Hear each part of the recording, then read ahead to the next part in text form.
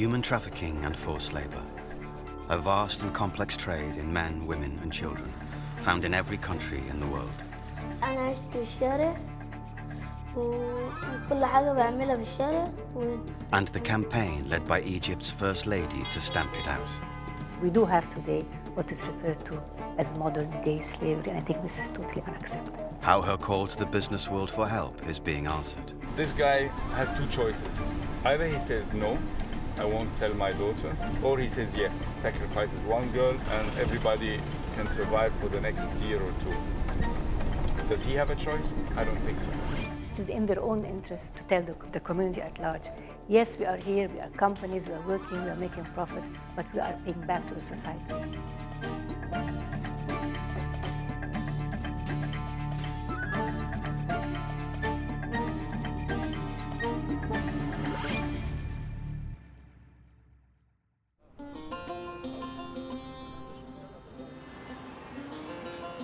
Cairo, Egypt's capital city.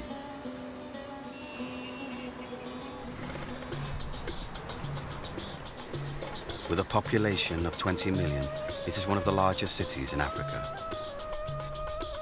One of the most ancient and modern in the world.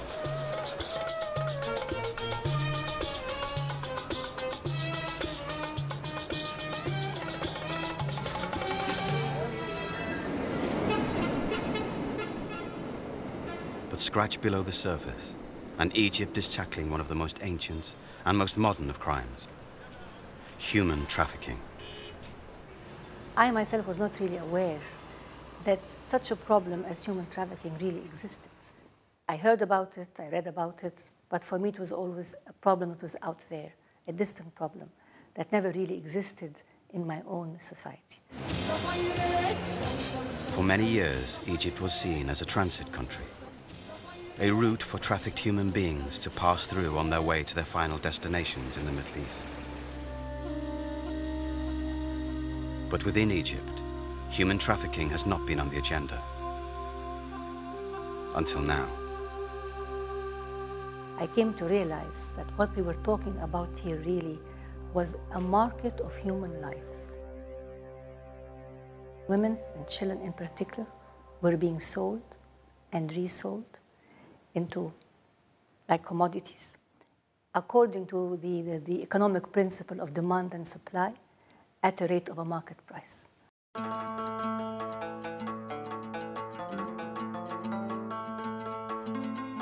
A once hidden problem is becoming impossible to ignore.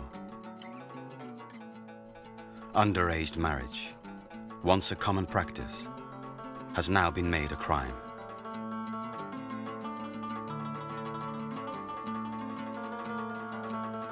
In 2009, over 9,000 cases of underage marriage were recorded in Egypt. بعد ما رجعت بقى كانت تعبانة يعني كان بيضربها على طول فوديناها يعني المستشفى نزفت من كتر الضرب نزفت. This woman's daughter was just 11 years old when she was married off.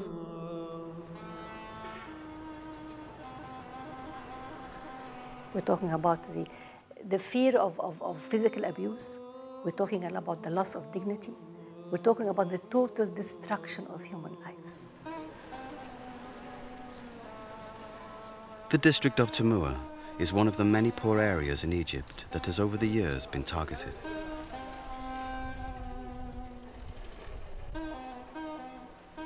Men from the surrounding countries, supposedly on holiday, come with the sole intention of buying a child bride.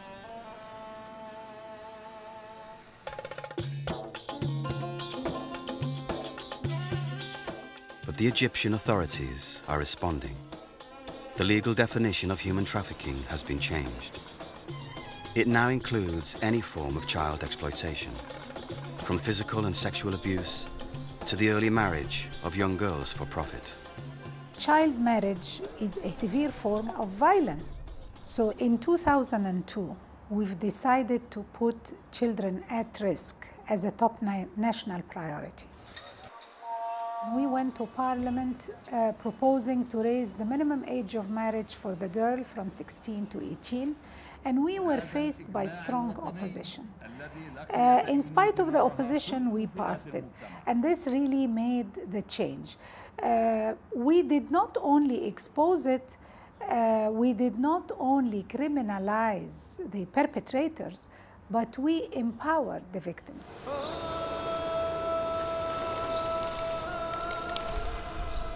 Human trafficking has previously been a taboo subject, but the silence is being broken.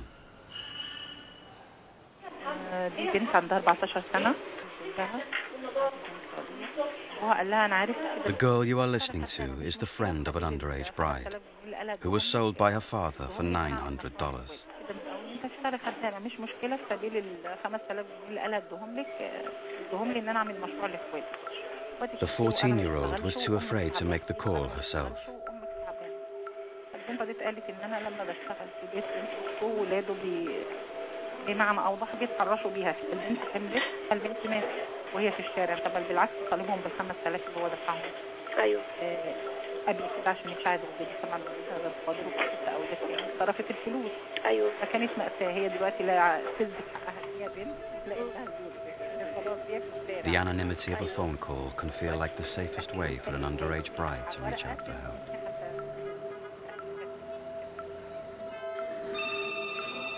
With this in mind, after the change in the law in 2002, the Egyptian authorities set up a national network of helplines.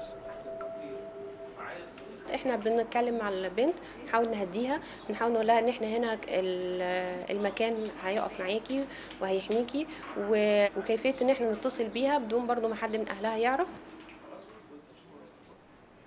When we find a violation, we throw the light on it, and throwing the light on it helps other victims to come forward and speak.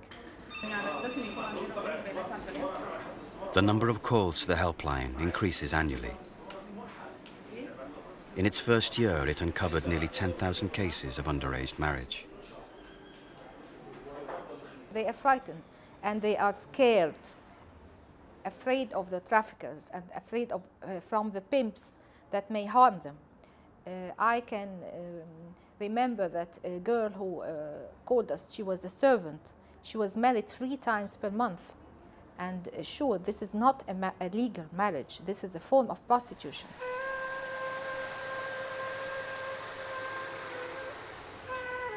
The sheer volume of cases exposes the extent to which human trafficking permeates Egyptian society and highlights the cultural acceptance of the problem. We have to work with the community, with the parents, with the religious leaders who have to convince, first of all, the parents that this is not the right thing to do with the children. And I think this is the beginning. In Tamua, the head of Egypt's anti-trafficking unit is overseeing a meeting, hoping to engage local families and community members. It's a time for parents, daughters, and religious clerics to discuss underage marriage.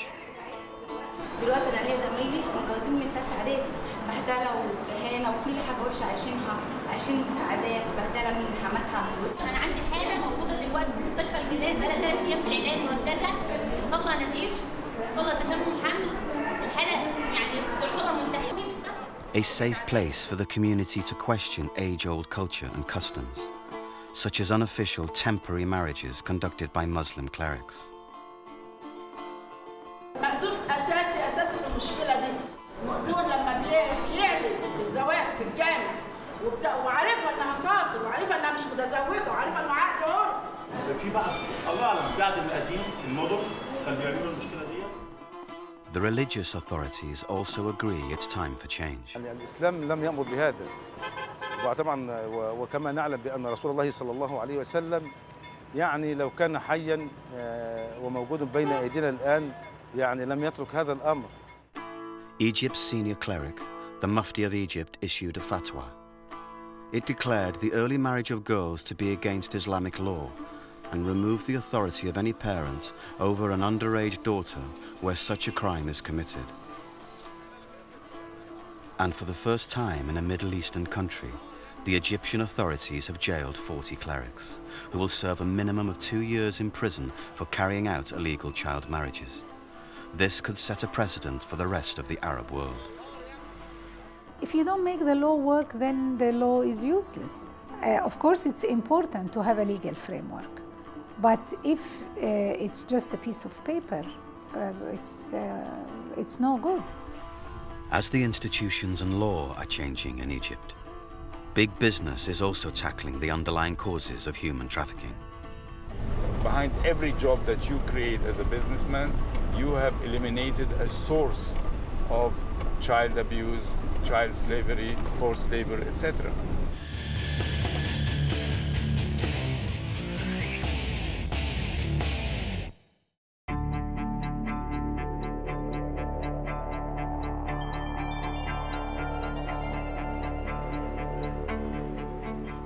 In Egypt, as in many countries around the world, street children live on the invisible margins of society. They are at particular risk of exploitation. They don't appear on official records and live without the normal protection of adults. كنت كل يوم كنت أقوم أمسح العربيات وكده اهوت واجيب لي كنت ساعات لما بيبقى معايا فلوس أروح أجيب أكل لحد بالليل لحد ما أجي بالليل كنت ساعات بقعد أيام كده من غير ما آكل كنتش أشتغل فيها. وكنت بشحت هناك عشان أجيب بقى الفلوس أجيب بقى أكل كنت بروح أجيب كله وكل حاجة. You have a vulnerable group, a vulnerable society, an at-risk part of your population which can be trafficked in all different kinds and different forms of trafficking. Worldwide, the United Nations estimates there are 150 million children living on the street. This day shelter in Cairo gives street children sanctuary for a few hours.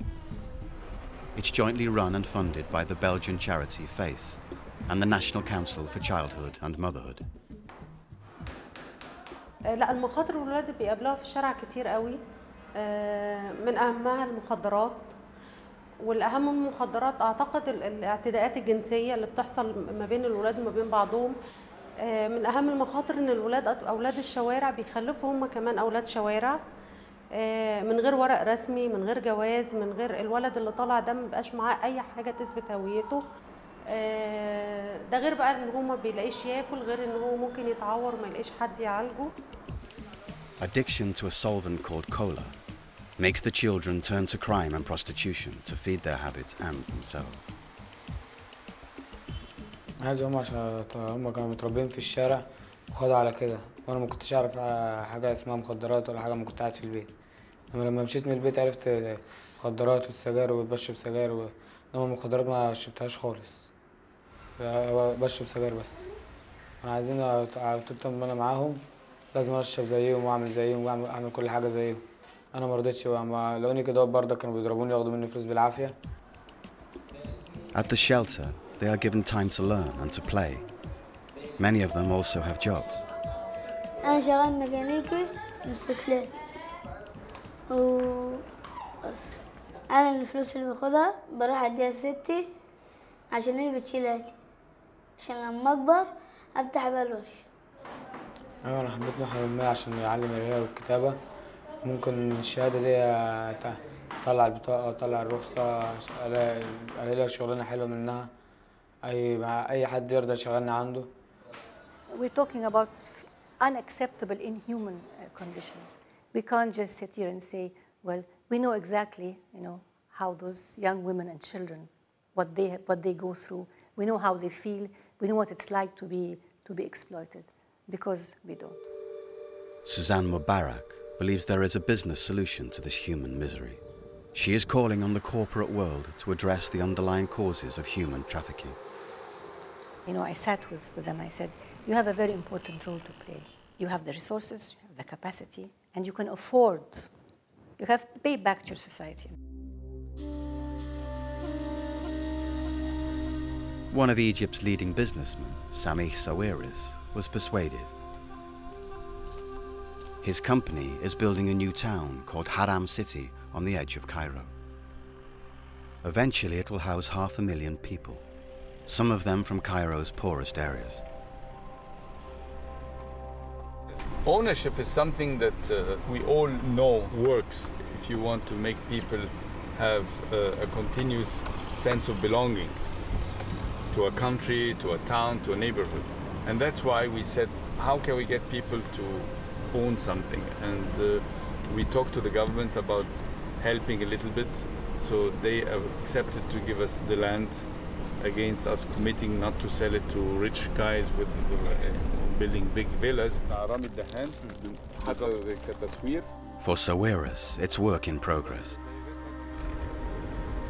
Oops, dead end. I wanted to take you over there, but obviously I'm lost. The development of Haram City as a place for people from a variety of incomes is the key that Sawiris believes would unlock the problems of poverty and trafficking.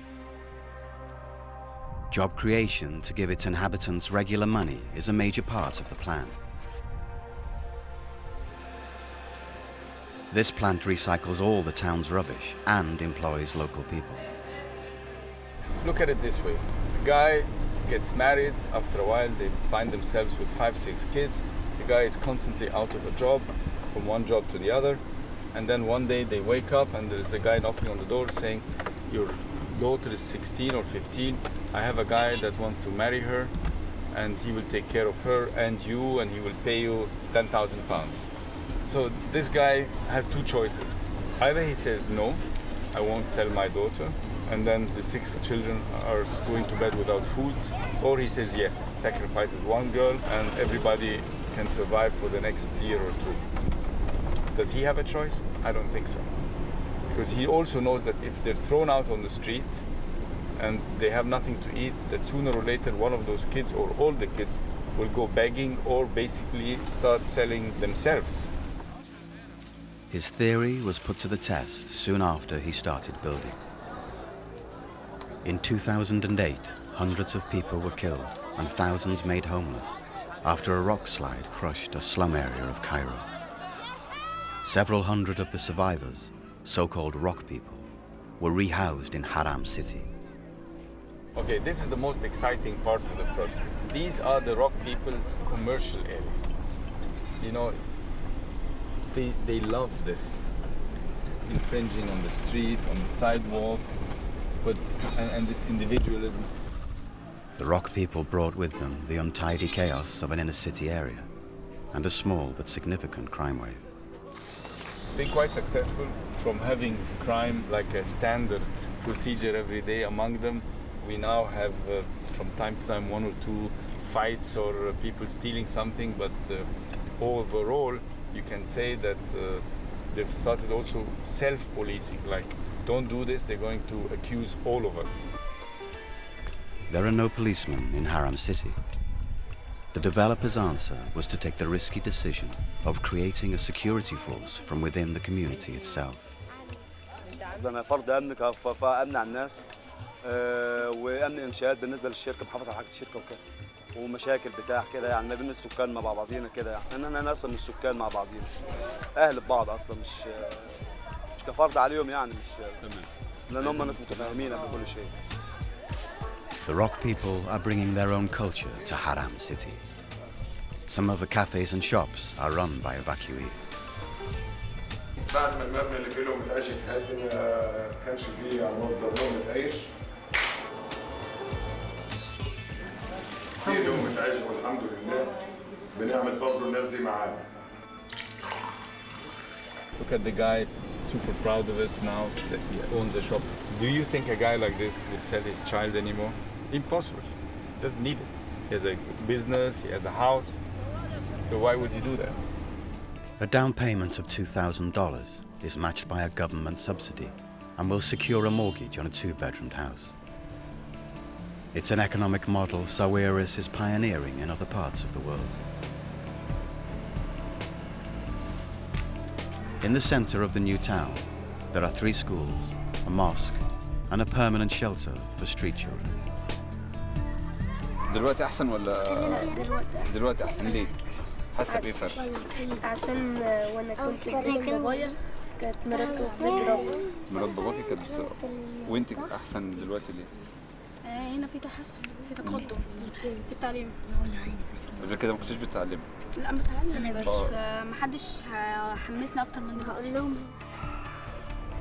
This is not about just making money, this is about creating a model that needs to be copied elsewhere, and that's basically what we're trying to achieve. Modern-day slavery. The means to end it may seem an elusive goal. It is daunting. It is a tremendous challenge, but from the very first day, we have not proclaimed that we are going to solve the problem. But what we really need to do now is to form very strong private-public partnerships on the global level. We really have to come together and take it seriously and be committed. We hope to get humanity back. We hope to bring back the value of human life. Education for the most vulnerable in society, building a secure future, will stop human beings becoming a commodity for sale.